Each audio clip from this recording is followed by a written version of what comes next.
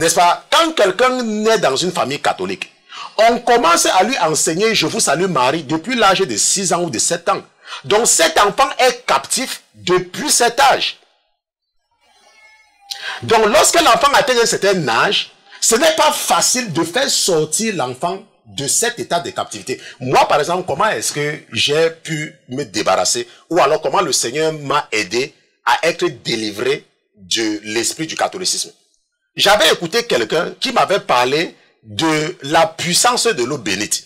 La puissance que l'eau bénite a. N'est-ce pas? Quelqu'un m'a parlé de ça. Que c'est quelque chose avec l'encens qu'on fait là pour endormir les gens.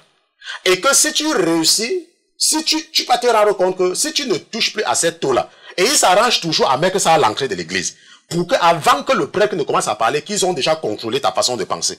Donc c'est pour cela que parfois, tu peux décider un dimanche que tu vas partir suivre bien ce que le prêtre dit, mais dès que tu as touché l'eau là, et que le prêtre commence à parler, tu l'écoutes.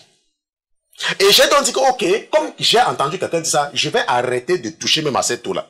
Et je peux vous garantir que lorsque j'ai arrêté de toucher à cette eau là, j'ai commencé à voir les inconsistances.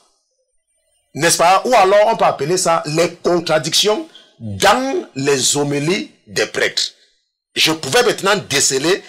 Premièrement, je me rendais compte qu'il n'y avait aucun rapport entre la première lecture, la deuxième lecture et la troisième lecture. Il n'y avait aucun rapport. Ça, c'est après je me suis rendu compte que mais comment nous pouvons lire première lecture, deuxième lecture, et il n'y a aucun rapport entre les trois. Ça n'a pas de sens.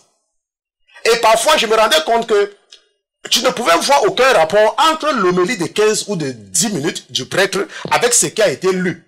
Mais tout cela parce que je m'étais placé dans une situation où on ne me contrôlait plus. Est-ce qu'on se comprend? Donc de la même façon, lorsque tu es dans un état de captivité, tu ne peux pas réfléchir de toi-même. Pourquoi? Parce que tu es captif. Parce qu'il y a quelque chose, il y a des entités spirituelles qui te contrôlent. Maintenant, la Bible nous enseigne qu'il y a eu 2 vagues de captivité. Dieu va, parce que Dieu aimait tellement David qu'il ne voulait pas les effacer.